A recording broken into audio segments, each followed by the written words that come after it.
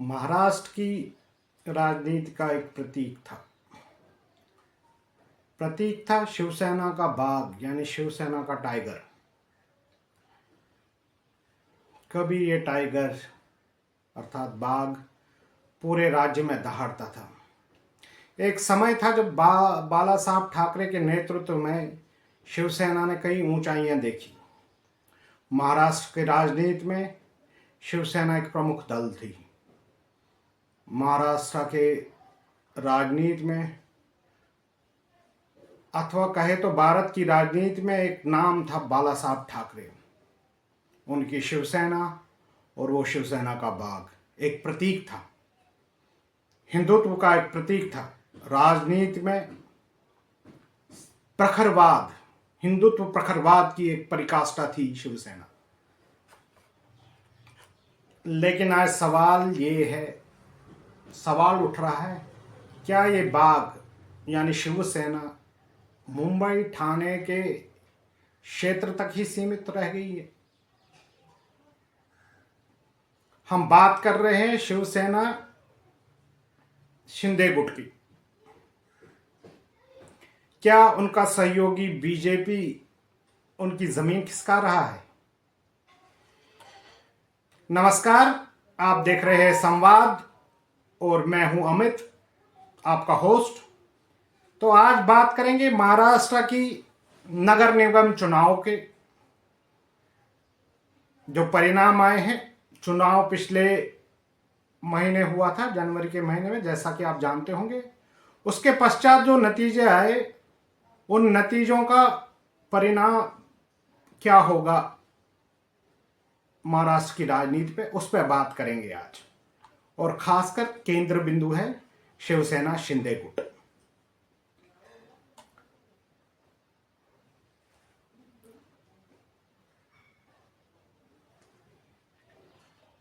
असली कहानी क्या है? पिछले महीने महाराष्ट्र में हुए 29 नगर निगम चुनाव यानी 29 नगर निगम चुनाव हुए, जिसमें कुल सीटें थी 2869 यानी 2869। इसमें बीजेपी ने 1400 सीटें जीती, 1400 सीटें। और शिवसेना शिंदे गुट उन्होंने 399 सीटें जीती। यानी बीजेपी ने शिवसेना शिंदे से लगभग 4 गुना सीटें जीती। चौंकाने वाला फैक्ट ये था कि ये जो 399 सीटें शिवसेना शिंदे गुट ने जीती है, इसमें से करीब इसका 62% सिर्फ एक इलाके से आया है, जो मुंबई ठाणे का बेल्ट है। यानी कि 399 सीटों में से 250 सीटें सिर्फ मुंबई और ठाणे के रीजन से आई है। और इस जिसको हम MMR रीजन कहते हैं, मुंबई मेट्रोपॉलिटन रीजन, इसके बाहर शिंदे शिवसेना संघर्ष करती नजर आई। अब पिछले चुनाव में जहां एक अच्छा प्रदर्शन किया था शिवसेना ने,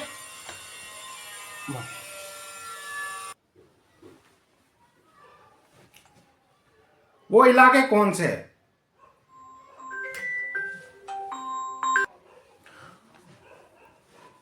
जहां कभी जीती थी, जैसा मैंने आपको अभी बताया, पिछले चुनाव में जहां जीती थी, जहां उनका एक अच्छा खासा प्रभाव था, अब वहां वो हार रही है। तो ये इलाके कौन से हैं? बारी बारी से इनको मैं आपको बताऊंगा। जैसे कि छत्रपति संभाजी नगर, जो कभी औरंगाबाद के नाम से भी जाना जाता था, नासिक, परभनी, सोलापुर, ये वो इलाके हैं जहां पे शिवसेना शिंदे ने लोकसभा और विधानसभा चुनाव में बहुत अच्छे प्रदर्शन किए थे।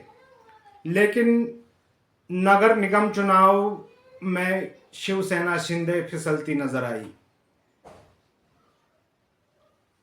आज इन सब आंकड़ों की तुलना करना बहुत जरूरी है, क्योंकि 2014 से 2018 के बीच जो अनडिवाइडेड शिवसेना थी, अविभाजित शिवसेना थी, राज्य भर में उन्होंने करीब करीब करीब 489 नगर निगम सीटें जीती थी और बीजेपी के बाद वो दूसरे नंबर पे बनी थी। आज शिवसेना शिंदे गुट की सीटें 399 है और उद्धव बालासाहब ठाकरे की शिवसेना के पास 155 सीटें हैं। यानी कि जो अविभाजित शिवसेना थी उसका वोट बढ़ गया। कुछ उद्धव बालासाहब ठाकरे शिवसेना ले गई, कुछ शिवसेना शिंदे गुट ले गया।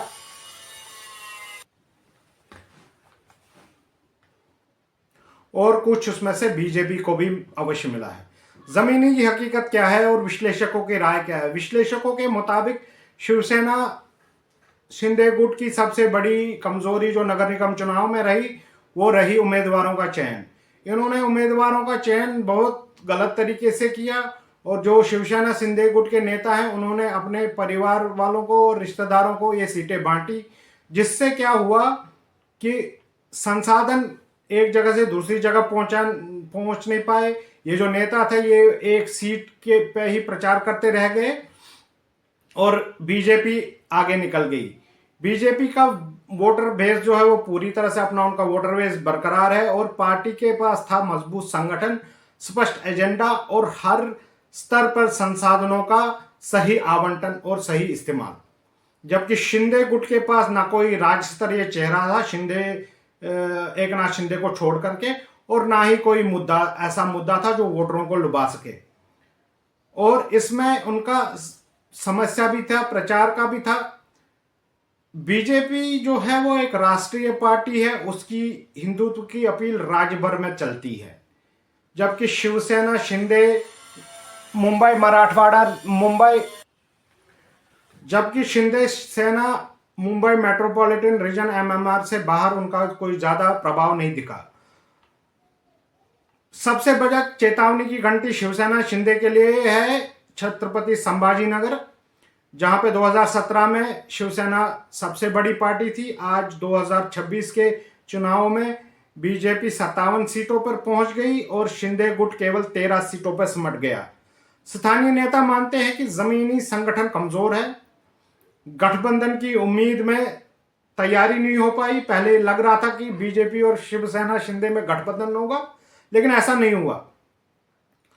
दूसरा सोलापुर में भारतीय जनता पार्टी ने 102 सीटें जीती। 102 सीटों में से 87 सीटें जीती। शिवसेना ने सिर्फ 4 सीटें जीती। कारण बड़े नेताओं की गैर मौजूदगी, कमजोर तालमेल और फंड वितरण में असमानता। बीजेपी ने अकेले चुनाव लड़ा, कार्यकर्ताओं में टिकट बांटे और उसका पूरा फायदा उन्हें मिला। नासिक में इनकी पकड़ थी, लेकिन वहां पे भी फिसल गए। नासिक में शिंदे गुट की सीटें जो पिछली बार आई थी वो 35 थी, वो घटकर 26 रह गई। बीजेपी की 67 से बढ़कर 72 तक पहुंची। बीजेपी का दावा है, जो स्थानीय नेता है उनका वो दावा करते हैं कि हमारे पास मजबूत काडर है, लगातार जमीनी संपर्क में उनके कार्यकर्ता रहे और यही सबसे बड़ा कारण था। आगे शिवसेना शिंदे के लिए बहुत चुनौती है। एक बात और हम यहां पे इसका उल्लेख करेंगे कि 2022 में जब शिवसेना शिंदे गुट बीजेपी के साथ गठबंधन में सरकार बनाई तो शिवसेना के नेता एकनाथ शिंदे राज्य के मुख्यमंत्री बने और उन्होंने पार्टी को पूरे महाराष्ट्र में विस्तार देने की एक कोशिश जरूर की, जिसका परिणाम लोकसभा और विधानसभा चुनाव के में दिखा। लेकिन जो इनकी अंतर्कलह थी पार्टी में, वो नगर निगम चुनाव में साफ उभर के आई। संगठन कमजोर है, जमीन पे नेताओं की पकड़ नहीं है, ये सब। और अगर अब शिवसेना शिंदे को राज्यव्यापी पार्टी बनना है या वो बनना चाहती है तो सबसे पहले उनको अपना काडर मजबूत करना होगा, अपने कार्यकर्ताओं को विश्वास में लेना होगा और सही टिकट वितरण करना होगा। वरना महाराष्ट्र की राजनीति में बस वो शिवसेना का बाग MMR रीजन तक सिमट के रह जाएगा। अब हम कुछ आपसे संवाद के अंत में हम कुछ आपसे प्रश्न करते हैं जिनका आप उत्तर कमेंट बॉक्स में जरूर दीजिएगा। क्या आपका मानना है कि शिवसेना शिंदे गुट जो है बीजेपी के सामने धीरे धीरे कमजोर पड़ रही है या सिर्फ ये एक चुनावी झटका है? कमेंट में अपनी जरूर राय दीजिएगा। आपको ये वीडियो पसंद आए तो लाइक, सब्सक्राइब और शेयर जरूर कीजिएगा। और हमारी चैनल वार्ता प्रभात को आप सब्सक्राइब कीजिए, हमारे वीडियो को ज़्यादा से ज़्यादा शेयर कीजिए और अपने सुझाव हमें ज़रूर कमेंट बॉक्स में भेजिए ताकि हम इस कार्यक्रम संवाद को और भी बेहतर बनाएं और भी भव्य बनाएं, ताकि ज़्यादा से ज़्यादा लोगों तक हमारी आवाज़ पहुंचे, आपकी आवाज़ पहुंचे। आगे आने वाले दिनों में हम कुछ लोगों को बुलाएंगे जो ज़मीनी स्तर की राजनीति पर पकड़ रखते हैं। तो तब तक के लिए हमें दीजिए आज्ञा। जय हिंद, जय भारत।